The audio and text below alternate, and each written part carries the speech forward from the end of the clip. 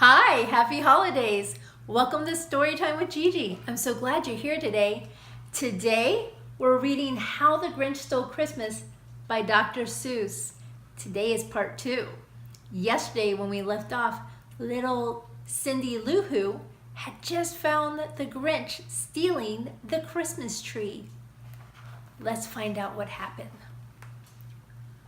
But you know that old Grinch was so smart and so slick. He thought up a lie, he thought it up quick. Why, my sweet little tot, the fake Santa Claus lied. There's a light on this tree that won't light on one side. So I'm taking it home to the workshop, my dear. I'll fix it up there. I'll bring it back here.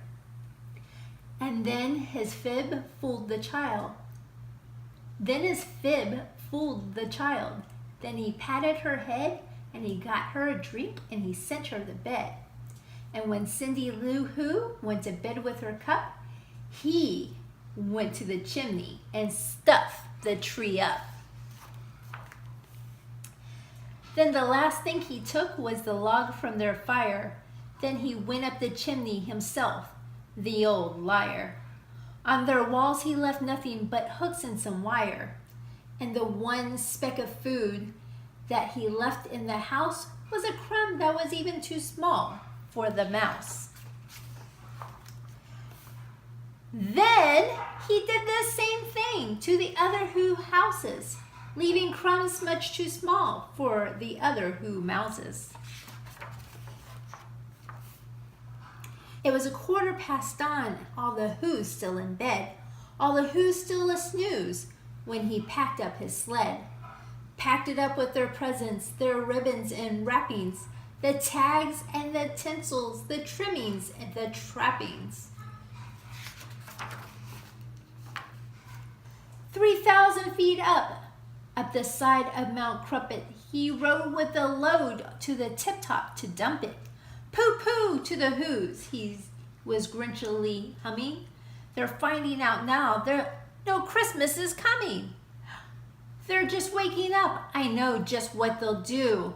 Their mouths will hang open a minute or two. Then the Who's down in Whoville will all cry, boo-hoo! Oh no. That's a noise, grinned the Grinch, that I simply must hear. So he paused. The Grinch put his hand to his ear. And he did hear a sound rising over the snow. It started in low, then it started to grow. But the sound wasn't sad. Why, the sound sounded merry.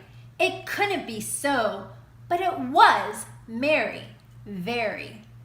He stared down at Whoville. The Grinch popped his eyes, then he shook. What he saw was a shocking surprise. Every Who down in Whoville, the tall and the small, was singing without any presents at all. He hadn't stopped Christmas from coming. It came. Somehow or other, it came just the same. And the Grinch with his Grinch feet, ice cold in the snow, stood puzzling and puzzling. How could it be so? It came without ribbons, it came without tags, it came without packages, boxes, or bags. And he puzzled 3 hours till his puzzler was sore. Then the Grinch thought of something he hadn't before. Maybe Christmas, he thought, doesn't come from a store. Maybe Christmas, perhaps, means a little bit more.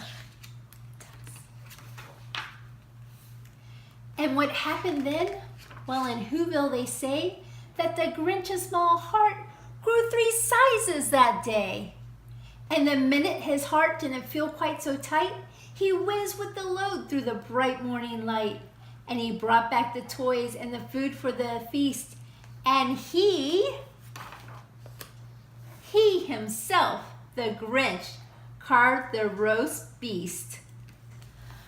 I'm so glad he brought everything back, because the Grinch found out that Christmas isn't just about gifts, it's about being with the people you love. Who are you going to be with this year for Christmas? Tell me in the comments below. And also tell me what story you want me to read here at Story Time with Gigi. And make sure you subscribe because we only have 9 more stories to go before Christmas.